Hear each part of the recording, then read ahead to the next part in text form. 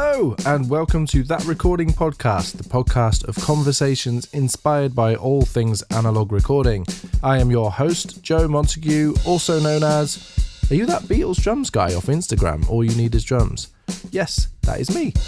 And each episode I'll speak with a different guest from all avenues of the recording world. You can expect discussions on everything from the mentality and philosophy of recording right down to the nerdy gear talk and everything in between. With guests ranging from industry legends to current music producers, engineers, musicians and gear manufacturers. If you're like me and share my enthusiasm for hearing their stories and learning from their experiences, then this is the podcast for you. Don't forget to hit subscribe on your podcast player so you never miss an episode. And if you enjoy this, please leave a rating and a review wherever you're listening. Obviously, 5 stars, please. And it really helps to grow the love for analog recording and helps me attract a variety of different guests. Thanks for listening and enjoy the show!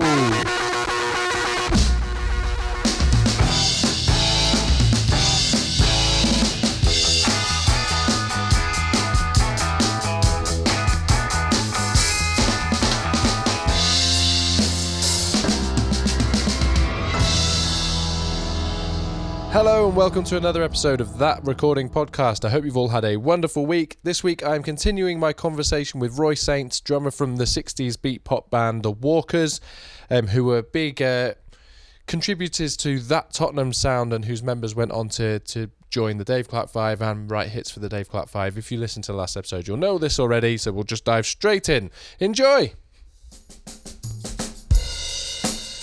That Recording Podcast is sponsored by Make Noise Pro Audio, the trusted source for new and used pro audio equipment. They also do repairs, so they are a veritable trifecta of audio accomplishment.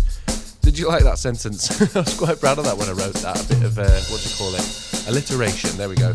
Anyway, they have an incredible Instagram feed, and one of the things that I really love doing is every week they do a drop of the gear that they have had come in during the week. And I love scrolling through the stories, and there's usually 20 or 30 pieces that go up. And this is a bit weird, but I always play Guess the Price, because it's always really reasonable. And I must say that I am biased. I've been buying things from Make Noise for years. They're just such a great company. Obviously, I'm very grateful to them to be supporting this podcast, but I wouldn't be doing this if I just didn't think that they were brilliant. So do go and check them out at Make Noise Pro Audio on Instagram or makenoiseproaudio.co.uk on the interwebs. And on with the show!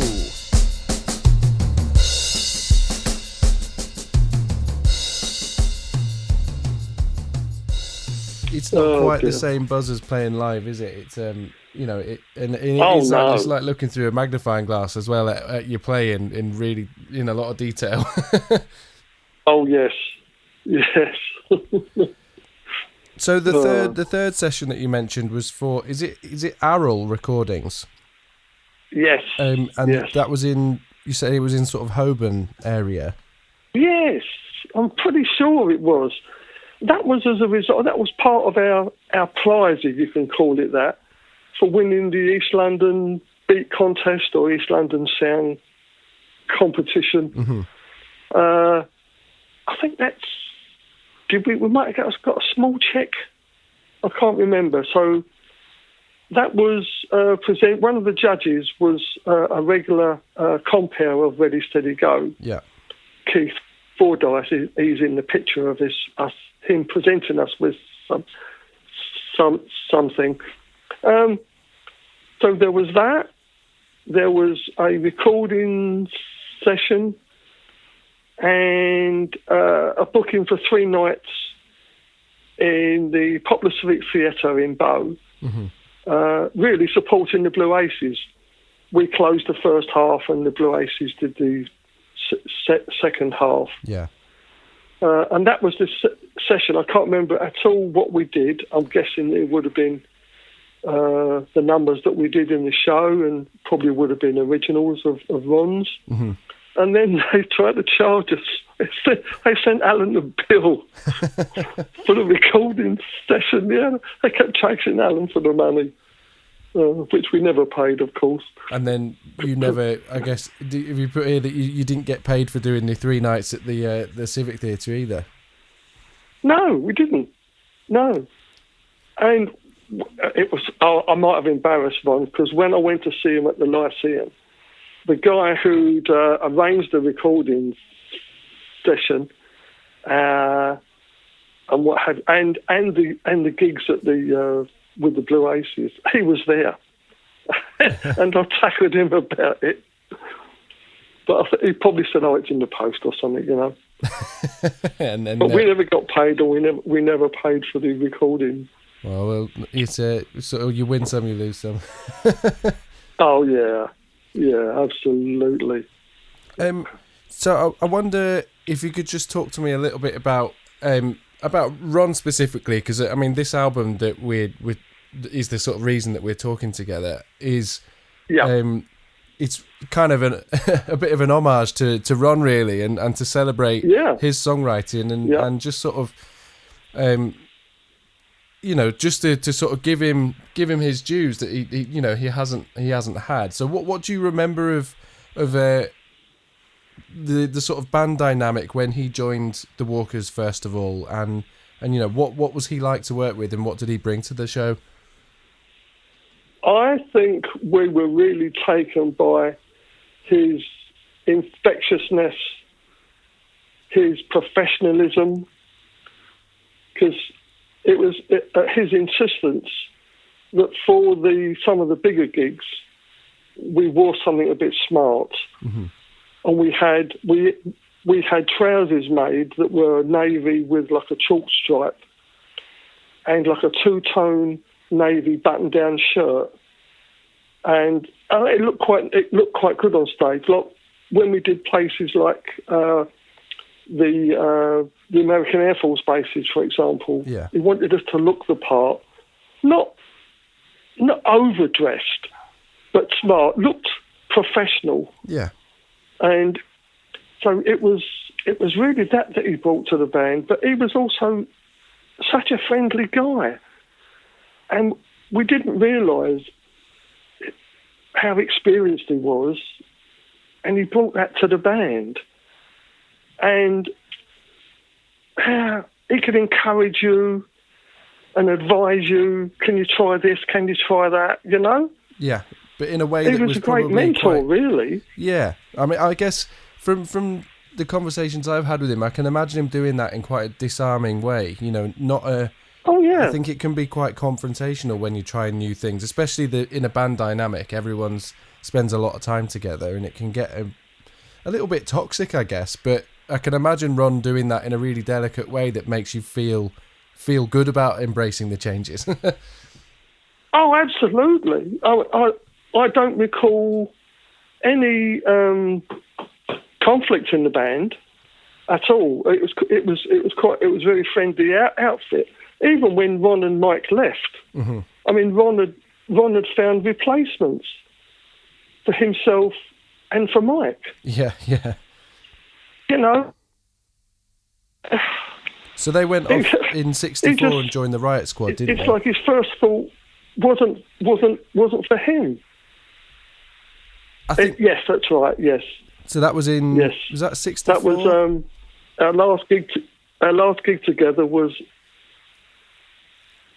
That would be '64. Yes. We did a last gig together at West Hampstead Town Hall New Year's Eve, where Ron ended up, because the relief band that was supposed to be booked ended up to be a sax player who sort of jammed with us. Right. But then Ron, so we could all have a break, Ron played lead guitar, bass guitar, he played a bit of keyboard, played a bit of drums, so we all got a bit of a break. And the only time he got a break was when we did instrumentals. You know, he was so unselfish, you know? I mean, in a way, he could be so cynical in a way because of the lack of breaks he's had and the lack of recognition he's had. But I don't find him at all to be bitter. No. When I was talking to him, I visited him a couple of years ago, and we were talking about he wouldn't have a bad word said against Dave Clark. Mm-hmm. What he was saying about how good he was to pay Mike Smith's medical bills when he was seriously ill. Mm-hmm. You know? Yeah, So, you're absolutely that's right. the sort of guy he is. Yeah, he could be. You completely forgive him if he was bitter, but he really isn't. He seems to just see the bright side of everything.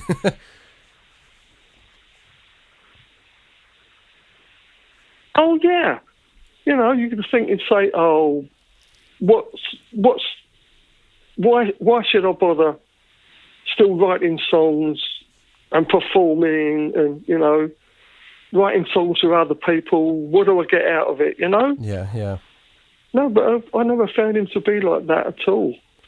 And also, I never found he never sort of bragged about his. I mean, we knew vaguely about this association he had with the Dave Clark Five, but he was never big about it, you know. Yeah. I suppose at the time they must have been quite well. They were a huge deal, but it must have been something that you'd almost expect him to want to brag about, having an association like that.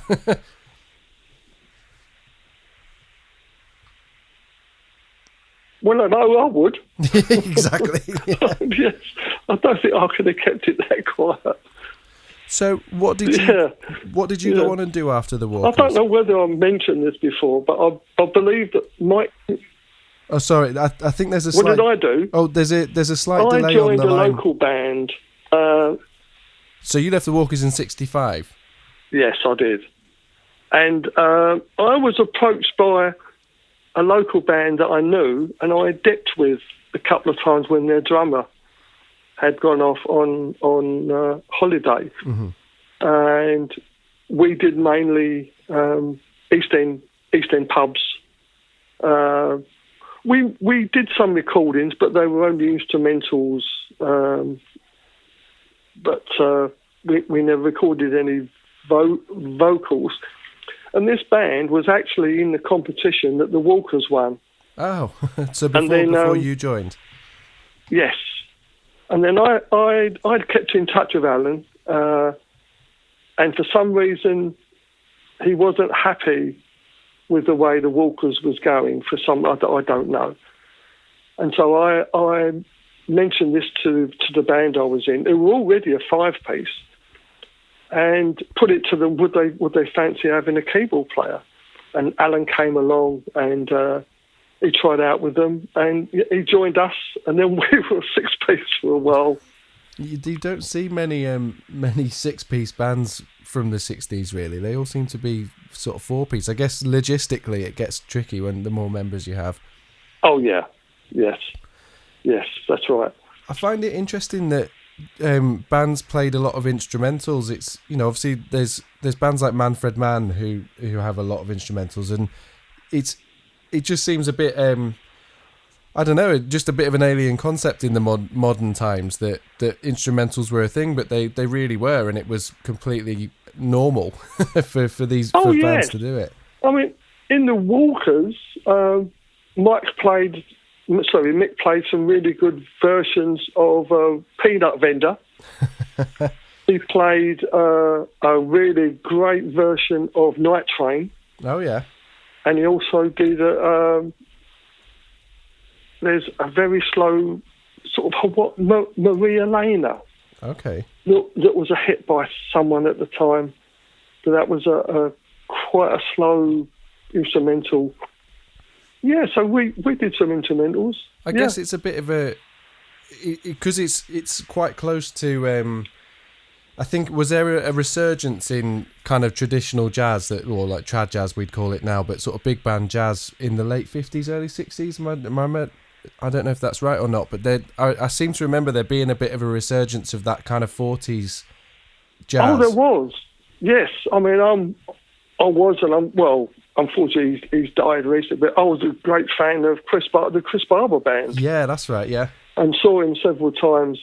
And especially with Lonnie Donegan and, I mean, Ottilie Patterson, what a voice. It's amazing. Yeah. I mean, I suppose they're quite catchy, sort of, you know, even though it's jazz chords, they're pop style hits, aren't they? The melodies are very sort of catchy melodies, and I suppose it's not surprising that sort of rock and roll bands, if you like, were playing these songs. Yeah. Well, I believe that the Swinging Blue Jeans started out as like a trad group. Oh, I didn't realise that. As far as I know, you might want to check that out. But as far as I know, yeah. Oh, cool.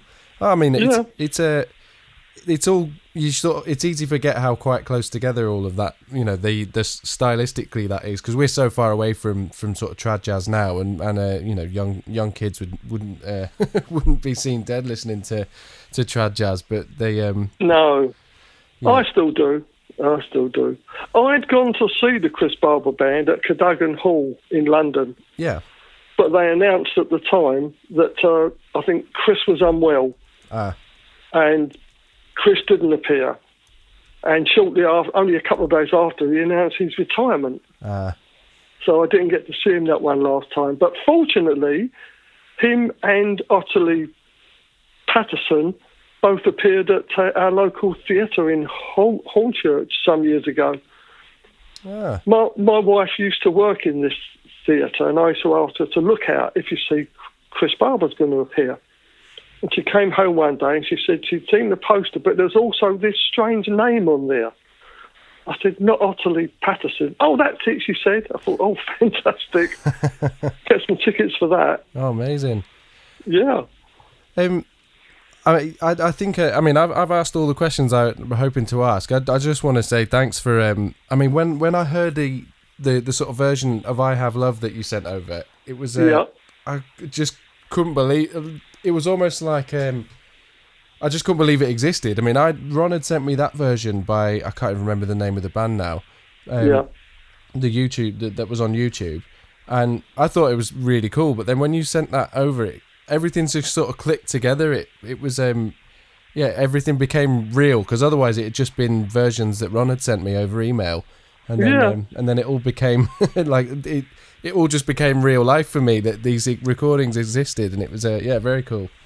Well, that track that you sent to Alan, I think that wasn't the finished article, was it? I don't believe. It might have just been a first mix.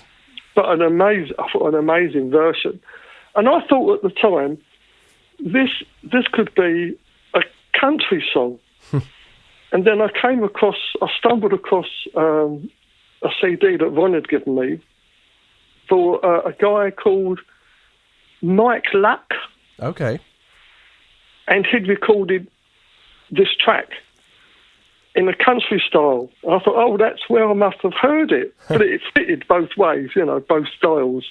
Yeah, a lot of the tracks that Ron sent over to me were country versions of these songs. I've kind of all the ones on the album, I've reimagined them quite a lot, because he seems he's got quite a low voice these days, and it's quite a croonery voice, and it suits that kind of country style. Oh yes, it does. Yes. Fab. So what are you rehearsing for this afternoon? I'm currently playing drums in a ukulele band. Okay, cool. It's quite good, because what I'm playing is quite skiffily.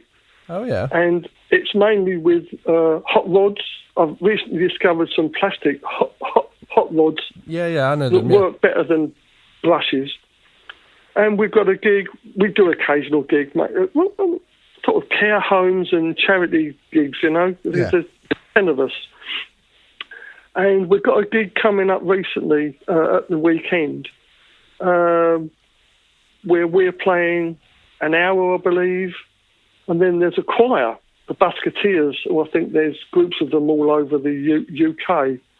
But a couple of our members in this band are also in the choir. Oh, cool. So I think that's a charity gig as well. Yeah. Then we've got pretty much one a month, I certainly couldn't. I don't think these old bones could manage every week now. No. Certainly not 8 times a week.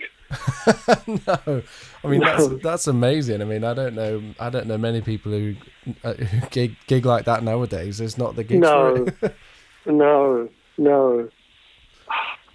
Sometimes I wish, as a drummer, I'd have experienced that era of just the amount of I see the pictures at the Cavern of doing the lunchtime gigs, and you mentioned some lunchtime gigs. That stuff just doesn't exist anymore, and I feel a bit sad that I've missed out on it. Yes, absolutely. But again, we had no idea in London that was going on. I mean, what a scene they had up there with their own music press. Yeah, it was ludicrous. I mean, it was Fantastic. spoiled in the UK. The amount of music that came out of London at that time, you know, the scene that you were involved with and the Liverpool scene is unbelievable. Yeah, absolutely. Well, I'm just discovering it. You know, I come from all of this stuff from a Beatles angle. You know, I got into the Beatles first, and then the more I've dug into it, all of this stuff, the more I'm finding out about it. And then, you know, I love like the recordings you sent over to me. They are incredible. I could listen to that kind of stuff all day long. There's something so raw and passionate about those kind of recordings that I just absolutely love. Yeah, yes, I say I think they stand up today. I agree. I've got them on my iTunes, and yeah. No, I completely agree with you. I think they do stand up today, and I mean that's kind of what I've hopefully captured a little bit of with. I've tried to capture a little bit of with this album, and try and find something that has a little bit of that energy. Because obviously I'm not going to be able to get it authentically like it, but if I can get it close, and I think people are still interested in that energy, and it. Because it's, you know, the sort of music and the way it's made now is quite clinical, and I think that's what's missing is exactly what those recordings have. Yes, I think you're right. Yes, I mean, you were saying clinical. I was thinking mechanical. Well, yes, yeah. You know, there's no sort of soul in it, if you like. No. Certainly with the band. I mean, you get it with some singers, but no. Well, it's things like I just like if I'm going to record, I prefer to record live. Yeah, you get the speeding up, you know, like you were talking about earlier. And there's that what's the Stones track? This really famous Stones track that has completely escaped me. I'm terrible at remembering things under pressure. But Charlie Watts starts really slowly and then gradually gets faster, but like quite significantly throughout the whole track. It's the one that has the beat at the beginning with the cowbell. He's going dunk dunk dunk dunk dunk. Oh, Honky Tonk Women. Yeah, Honky Tonk Women. That's it. And he speeds up so much over the course of that track, but it's completely fine. Yeah, he got away with it. Yeah, exactly. But that would never pass these days. That would never be let out the door. No, that's right. Yeah, I love it. I remember I was doing a recording session once, and I accidentally hit my crash. Yeah. And the engineer, just because it was all on computer, went along and just took out that peak, took it out, you know. So. Yeah. It's weird, isn't it? Right. I'll let you get on and get yourself ready. But yeah, thank you so much for giving me the time. And I've been recording this, so I'm going to... My plan is to put a sort of 20-minute episode of this conversation out on my podcast. Okay. And I'm going to do a little series of, so this conversation, and I'm going to do one about the way that I made the record and stuff, and just sort of... have a bit of a record of people that were involved with all of this stuff. Okay, Joe. Yes, so a pleasure I'll send talking it over to you. Yeah. Okay, Joe. Thanks very much. All right, nice one. Speak to you soon. Good luck in all you do. Cheers, Thank mate. you. Thanks Cheers. for phoning. Bye-bye. Bye now. Thank you so much for listening to That Recording Podcast today. I'll be back next week with more conversation all about analog recording. And for now, don't forget to hit subscribe, and please do share the podcast with friends or anyone else you think is as nerdy about recording as we are. If you'd like to follow me on socials, you can find the podcast on Insta at That Recording Podcast. For my adventures in Ringo nerdery and all things Beatles drums, it's at All You Need Is Drums. And if you're just curious about my work and recording and maybe the odd picture of me having a beer or hanging out with my wife and kids, it's at Joe Montague Drums. And in other exciting news, I have a TikTok. I don't really know what TikTok does or is, but my wife says I need to have it and it's cool, and I should tell you about it. So there we are. Follow me on TikTok. Don't be a stranger, and see you next week. Goodbye!